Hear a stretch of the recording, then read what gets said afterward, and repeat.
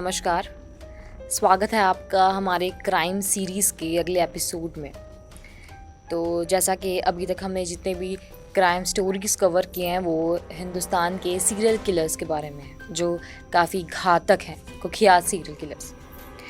अभी भी मेरे पास कुछ सीरियल किलर्स के लिस्ट मौजूद हैं, जिसमें आज हम ऐसे 3 सीरियल किलर्स के बारे में बात करने वाले हैं जिनके बारे में जब पूरे हिंदुस्तान को पता चला था तो पूरा हिंदुस्तान चौंक गया था कि आखिर इतना दरिंदा कोई कैसे हो सकता है, कि आखिर इंसानी लिबास में एक हैवान कैसे छुपा हो सकता है, और आखिर कैसे कोई दरिंदगी की इतनी ज़्यादा हदें पार कर सकता है। तो उन 3 सीरियल किलर्स के बारे में जानने के लिए हमारे आगे की वीडियो में बने रहिए। मैं हूँ मेघना साक्षी और आप देख रहे हैं युग अभियान टाइम्स।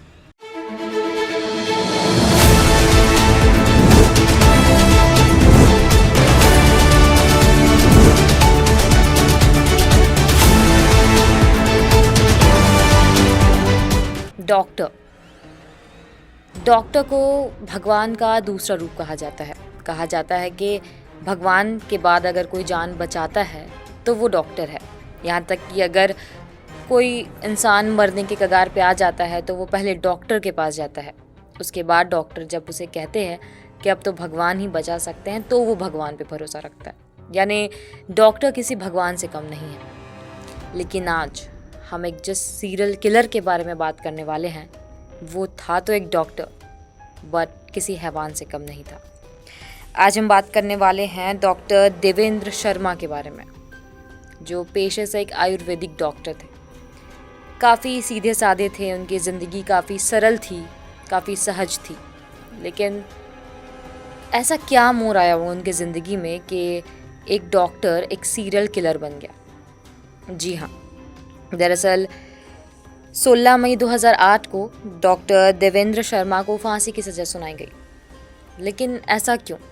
आपको बता दें कि पैसे की जो ललक होती है, कहा जाता है लालच बहुत ही बुरी बला है। लेकिन वही लालच जब किसी इंसान के सर पे चढ़ जाए तो वो किसी भी हद को पार कर सकता है। ठीक वैसा ही हुआ हमारे डॉक्टर देवेंद्र शर्मा के साथ। हुआ यूँ कि पैसे कमाने की ललक उन पे इतना ज़्यादा हावी हो गया कि उन्होंने ना आओ देखा ना ताओ और एक सीरियल किलर बनने के रास्ते में चल दिए। दरअसल डॉक्टर देवेंद्र टैक्सी ड्राइवर्स को अपना निशाना बनाते थे। वो एक टूरिस्ट बन के टैक्सी बुक करते थे और जब वो जाते थे और कहीं सुनसान रास्ता आता था तो वहाँ उस टैक्सी ड्राइवर की खून कर देते थे। फिर वो जो कार होती थी वो कार या फिर उसके पुर्जे बेच के वो पैसा कमाते थे। ये सिलसिला चलता रहा, काफ़ी दिन चला। उन्होंने लगभग 40 टैक्सी ड्राइवर का खून किया। और वो, जैसा मैंने कहा था कि वो एक सरल इंसान थे, लेकिन वो काफ़ी चतुर भी थे। जब उन्होंने अपना गुनाह कबूल किया था तो उन्होंने बताया कि टैक्सी ड्राइवर को मौत के घाट उतारने के बाद वो उनकी टैक्सी तो बेच देते थे और वो जो मृत शरीर होती थी वो एक तालाब या नदी में ले जाके फेंक देते थे। और ऐसी नदी में जो मगरमच्छ से पूरी तरह से घिरी हुई थी, तो लोगों को डेड बॉडी कभी पता नहीं चलता था। और अगर शायद कभी डेड बॉडी मिल भी जाता तो लोग उसे एक एक्सीडेंट समझ के भूल जाते थे। लेकिन एकमात्र ये एक जुल्म नहीं है जो उन्होंने किया। दरअसल उनके पास जो पेशेंट आते थे वो इनलीगल तरीक़ों से उनकी किडनी निकाल के भी बेच देते थे। जैसा मैंने कहा था कि पैसे के लालसा ने उन्हें पूरी तरह से अपने गिरफ्त में ले लिया था। तो लगभग उन्होंने 125 किडनियाँ बेची थी अपने पेशेंट की इलीगल तरीके से। तो किडनी बेच के उन्हें 5 से 6 लाख की कमाई होती थी। फिर वो टैक्सी ड्राइवर को मौत के घाट उतारने के बाद उनकी टैक्सी बेच देते थे। पाप का घर अगर भर जाए तो उसे फूटना तो ज़रूरी है। तो फिर जब पुलिस ने उन्हें हिरासत में लिया और उनसे पूछा गया कि उन्होंने अभी तक कुल कितने मर्डर किए हैं, तो उन्होंने बहुत ही सरल अंदाज में कहा कि शायद 50 या 100, मैंने गिनती छोड़ दिया है। तो आप समझ ही सकते हैं कि ये तो सिर्फ रिकॉर्ड्स में है कि उन्होंने 50 या 100 खून किए, लेकिन क्या पता उन्होंने उससे भी ज़्यादा खून किए हो। तो ये थे डॉक्टर।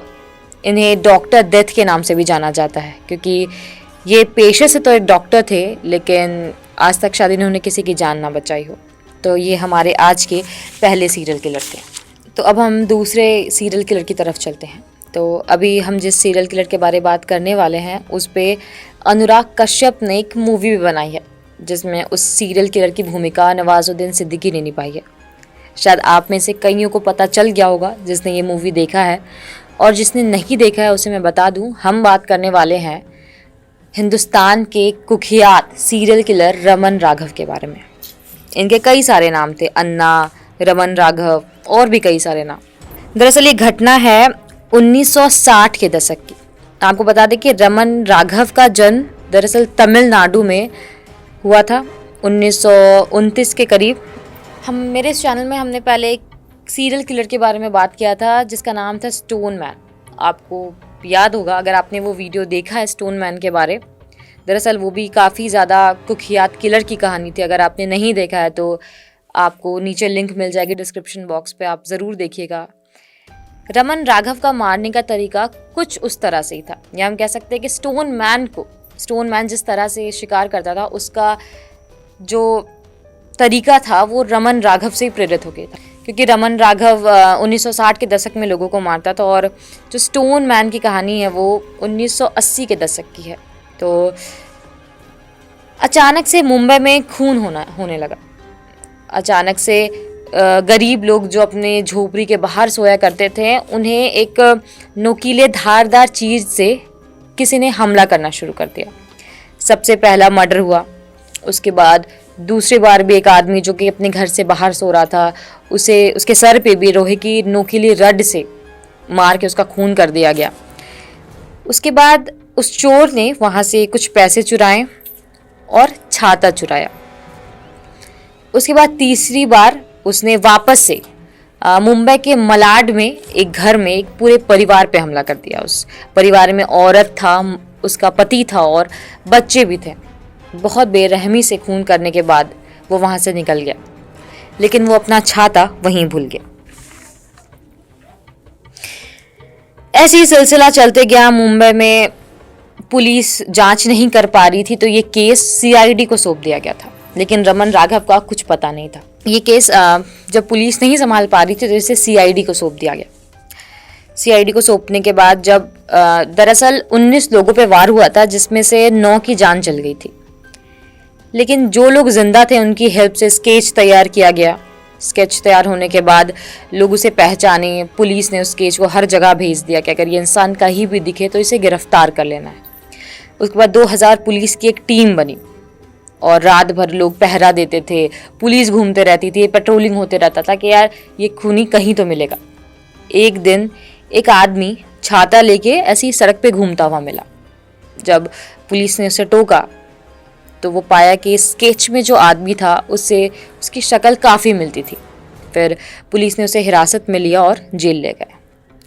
पूछताछ के दौरान जब उसे कहा गया कि तुम अपना जुल्म कबूल करने के लिए क्या करोगे, तो उसने एक मुर्गे की मांग की। फिर दूसरे दिन उसने नारियल तेल, कंघी और एक शीशे की मांग की। फिर उसने एकदम आसान तरीके से अपना जुल्म कबूल किया। उसने कहा कि हाँ, मैंने लोगों को मारा क्योंकि वो सब गंदे लोग थे और मुझे भगवान ने उन्हें मारने को भेजा है। आपको बता दें कि ये कहानी इतनी भी आसान नहीं है जितना आपको सुन के लग रहा होगा।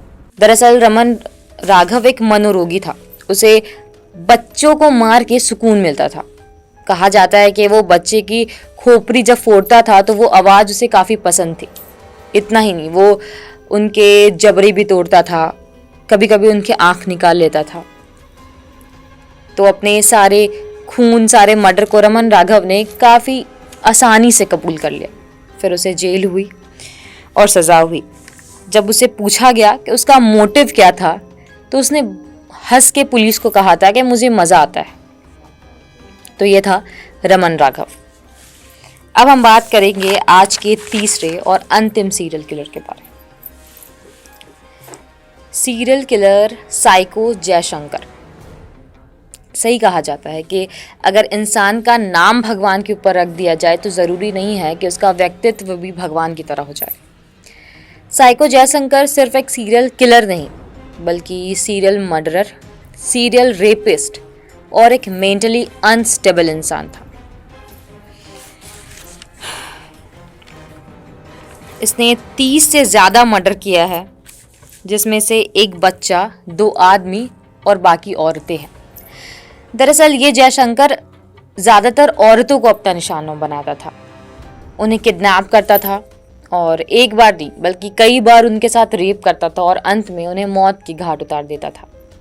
जयशंकर हमेशा अपने पास एक काला बैग रखता था, जिसमें वो एक काफ़ी धारदार चाकू रखता था, जिससे वो लोगों को मौत की घाट उतारता था। आपको बता दें कि 23 अगस्त 2009 में उसने एक 39 साल की महिला कांस्टेबल को किडनैप किया, कई बार उनका रेप किया और फिर उसे मौत की घाट उतार दिया। मई 2011 में पुलिस ने उसे हिरासत में ले लिया। तो आज के ये 3 सीरियल किलर जिसके बारे में हमने बात की, ये कहना बिल्कुल जायज़ नहीं होगा कि ये एक इंसान है। ये इन्होंने ऐसी दरिंदगी दिखाई है कि हैवान भी इनसे डर जाए। तो आप अगर किसी ऐसी सीरियल किलर के बारे में जानते हैं या जानना चाहते हैं किसी सीरियल किलर की पूरी स्टोरी, तो हमें कमेंट करके ज़रूर बताएं। हम आपके सामने हर एक सीरियल किलर की स्टोरी लाएंगे। अगर आप हिंदुस्तान के बाहर के सीरियल किलर्स के बारे में भी जानना चाहते हैं, ऐसे केस जिसने पूरे दुनिया की होश उड़ा के रख दिया, तो हमें कमेंट करके ज़रूर बताएं। आज की वीडियो में बस इतना ही। मैं हूँ मेघना साक्षी और आप देख रहे हैं युग अभियान टाइम्स। धन्यवाद।